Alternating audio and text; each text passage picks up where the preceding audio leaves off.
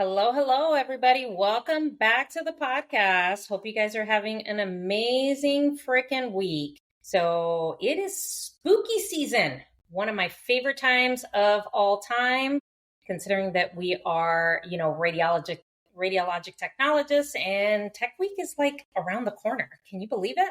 I think we kind of like breeze through summer because summer is one of my favorite times. I mean, I like fall because I love Halloween. Christmas, I do like Christmas. Ever since my dad passed away, Christmas has always been a very challenging time because he was a lover of Christmas. And there's somebody else that I know that, absolutely loves Christmas. And so I'm starting to kind of get back into that because I used to do a lot of activities with my kids and then COVID kind of killed it. And now I'm getting back into the swing of things. So, so lots of great stuff happening with, fall and pumpkins and all that good stuff. I'm a horror movie junkie, so this is right up my alley. So got some updates for you guys. Sorry.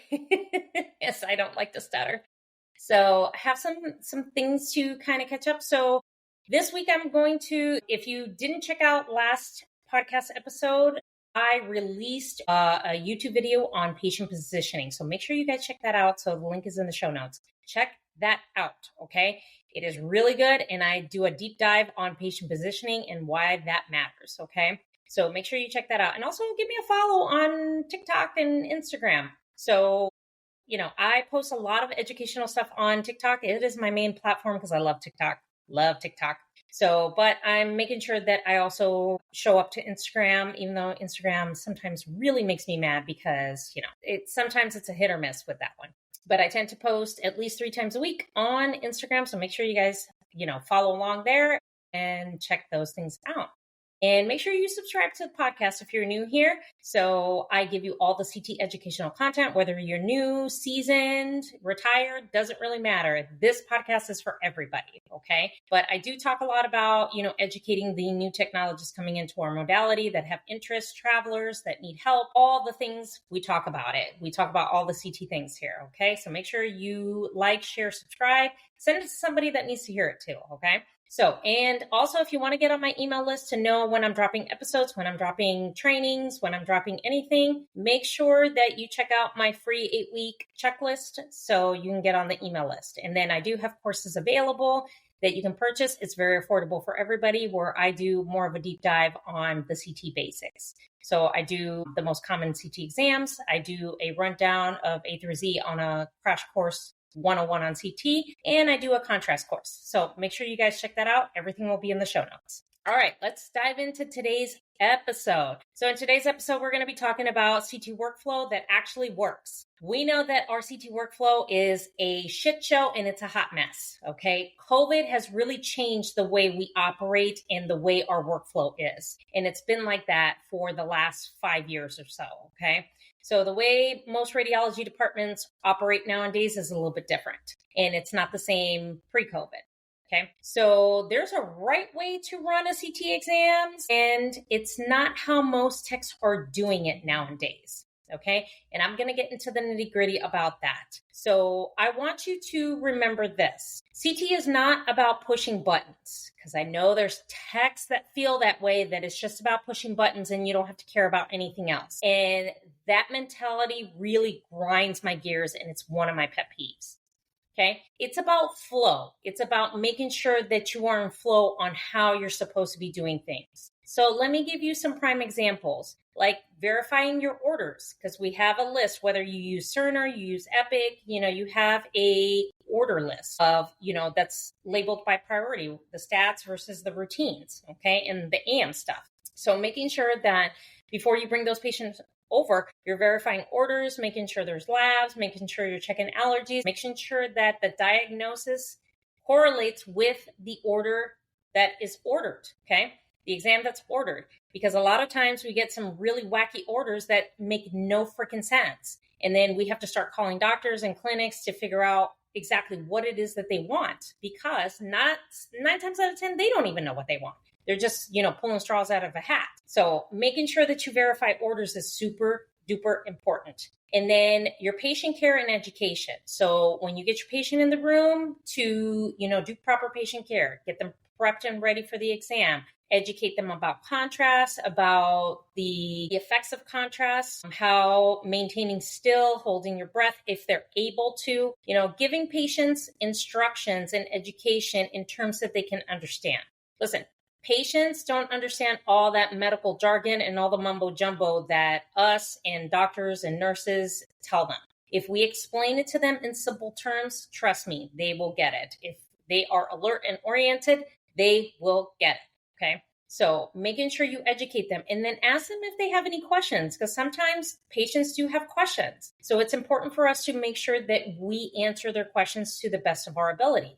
And it's okay to say, you know what, I'm not sure what that answer is. Let me find out for you, because at least they trust you that you will at least try to attempt to answer their question. So patient care and education is super important. Okay.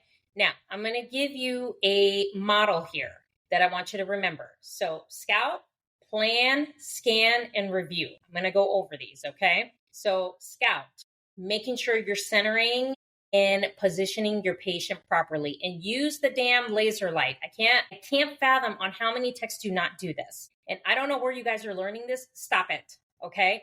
Do it properly. That's why it exists, okay? So planning, making sure you're scouting your patient correctly with proper positioning, proper centering, using the laser light, and centering to the Z-axis of the patient on whatever body part you're scanning. And then once you get your scout, to plan your exam, making sure you know where your starting and ending points are, making sure that you have correct scan field of view, okay? Making sure that you are, if you're using a certain volume of contrast, making sure you have that ready, making sure you double check all your recons before you hit that button, okay? Making sure that all the lines are pertinent to where they need to be. So planning your scan is very important. And then your scan itself, making sure you've gotten the covered areas, the correct field of view, correct contrast enhancement, correct everything, okay? Correct reconstructions, all that, okay? And what I mean by reconstructions, not what we do after the fact, because a lot of protocols have, different window levels that are built into the protocol. So making sure that those are done correctly. And then you're going to review. Before you get off that patient off the table, you're going to take a quick, 10, 15 seconds to just flip through those images, making sure you've got everything you need. There's no movement. There's proper contrast enhancement, making sure you have everything. You're going to review all that stuff to make sure everything is there before you take the patient off the table. Because let's say if Susie Q moved and you have to just go back and scan those few slices, that's what you need to do. So scout, plan, scan, review. Okay, remember that acronym, okay? Now, documentation, okay? Yes, it can be annoying, but it doesn't have to be annoying. But I'm going to tell you this, documentation will save you a lot of headaches and save you from litigation. Let me say that again.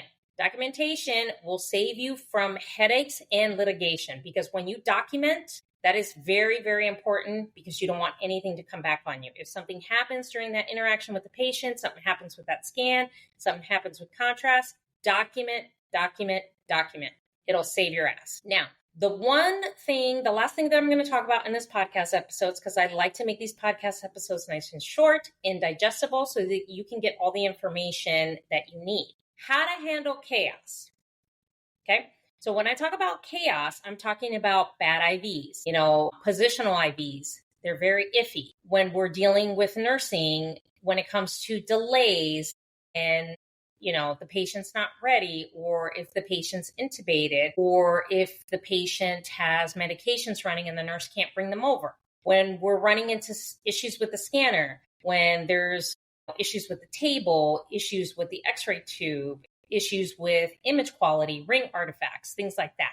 Now, how do you handle these chaotic situations? Number one, take a breath, okay? Because you cannot just calm yourself in the amount of chaos when you're anxious and you are just in this fight or flight mode, okay? So you can't be chaotic in a situation of chaos. You have to be calm and kind of take a step back so that you can handle the situation, okay?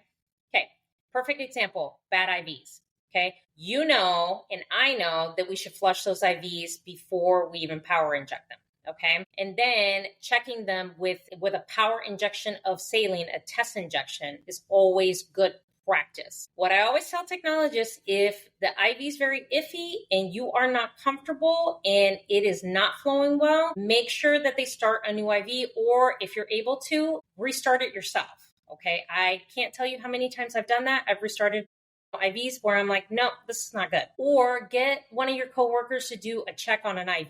We do this a lot in our department where different technologists will say, hey, can somebody check an IV for me in room 4 or whatever?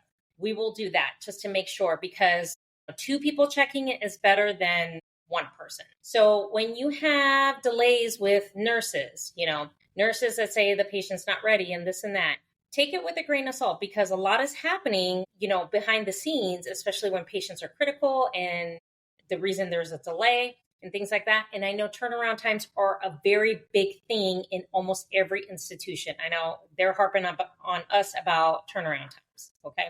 So what I would say to that is document the delays. That's what we started doing. And that's how we were able to improve the process to make sure that the patients come over when they're ready to go and they have everything in line.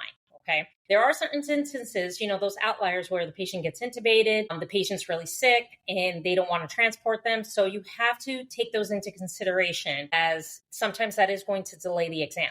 Okay. So if the patient's not able to come, especially trauma, and they're really critical, the last thing you want is a trauma patient dying on the CT table, which that has happened a lot in my career, where we're even coding them. And yeah, that's not a good situation. So sometimes we do have delays when it comes to that, but every situation is different and we just have to be mindful and aware on how to handle them. And then there's issues with scanners delays. There could be an issue with the table, issue with the detector, ring artifacts, problem with the x-ray tube, an exposure, a problem with the computer. So all those things can be, sometimes they're an easy fix with an AirCal or a reboot where you bring the scanner all the way down and reboot the scanner. So, use your best judgment on that. Sometimes we have to call service. So those are some of the things that we can do to handle some of that chaos. Okay. So that is it for this episode.